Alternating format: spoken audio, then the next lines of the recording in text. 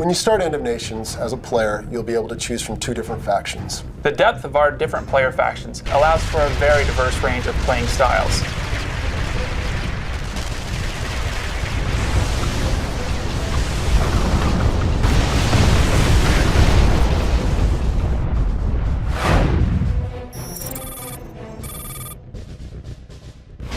Well, the game takes place 50 years in the future. The world is basically on political and economical collapse. And up from this rises a group called Order of Nations, who starts passing out food, brings peace and security back to the people.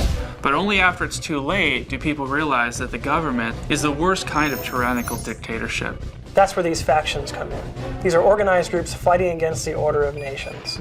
The Liberation Front and the Shadow Revolution both have specific and very different views on how the world should look.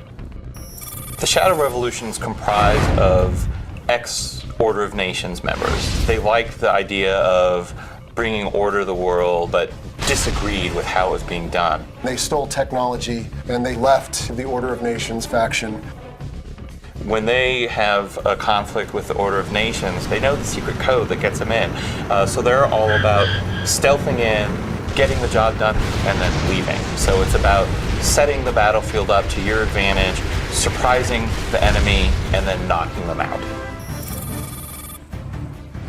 The Liberation Front is made up of pre-economic collapse military forces. They're a faction that believes in democracy and freedom for people once again. They're the remnants of the EU, Russia, and Americas that got together to form this very hard, heavy-hitting faction.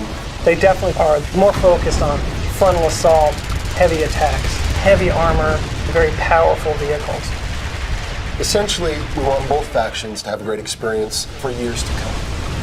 It's about proving that ultimately your faction is the right faction to destroy the Order of Nations.